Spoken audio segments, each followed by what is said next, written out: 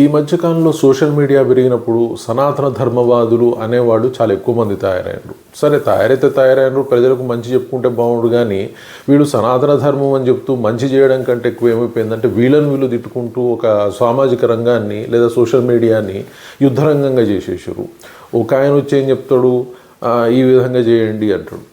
ఇంకో ఆయన వచ్చి ఆ విధంగా చేస్తే తప్పు అంటాడు. ఒక ఆయన వచ్చి భారతదేశంలో ఉన్న బ్రాహ్మణులందరూ కూడా లూసికి పుట్టినరు అని ఒక ఆయన కామెంట్ చేస్తే, ఇంకో ఆయన వచ్చేసేసి అట్లెట్లా అంటావు, నువ్వు భ్రష్టు పట్టిపోయావు, నువ్వు అలాంటి మాటలు మాట్లాడొద్దు, హిందువులందరూ వేరు, సనాతన ధర్మం వేరు, లూసి ఎవరు అని విమర్శిస్తాడు.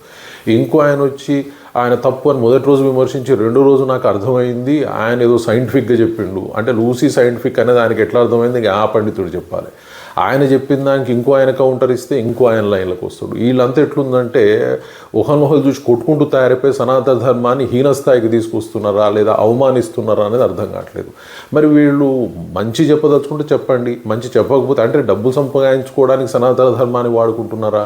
వీళ్ళు చేయబట్టి ఏమైపోయిందంటే సనాతన ధర్మం అనేది చులకన అయిపోతూ ఉంది.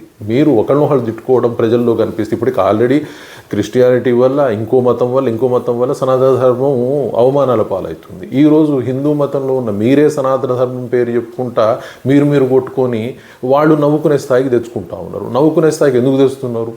మీరు మాట్లాడేప్పుడు కొద్ది కంట్రోల్గా, అంటే మా వీడియోలు చూస్తున్నారు కాబట్టి మేము నోటుకు వచ్చింది మాట్లాడతాం, అంటే ప్రజలు వినేవాళ్ళు చూసేవాళ్ళు పిచ్చోళ్ళు అనే మీ ఉద్దేశంలో. సో కామన్ సెన్స్ వాడి ప్రజలకు ఏది అవసరమో అది మంచిని చెప్పండి, అంతేగాని అవసరం లేని పనికిరాని చెత్త మాట్లాడి మీరు కొట్టుకొని హిందూ మతాన్ని సనాతన ధర్మాన్ని అవమానాల పాలు చేయకండి. ఇది మ్యాక్సిమం ఇప్పుడు జరుగుతున్నటువంటి తతంగం. ఇది అందరూ ప్రజలు కూడా అబ్జర్వ్ చేయాలి, సనాతన ధర్మం వాళ్ళు అబ్జర్వ్ చేయాలి. దీన్ని ఖండించి ఇలాంటివి ఎంకరేజ్ చేయకపోతే చాలా మంచిది. లేదంటే మనమే చెడు చేసుకుంటున్నట్టుగా ఉంటుంది. ఇది అర్థమైతే అది సనాతన ధర్మం, అర్థం కాకపోతే మరి ఏ ధర్మమో మీకే తెలియాలి. Thank you very much.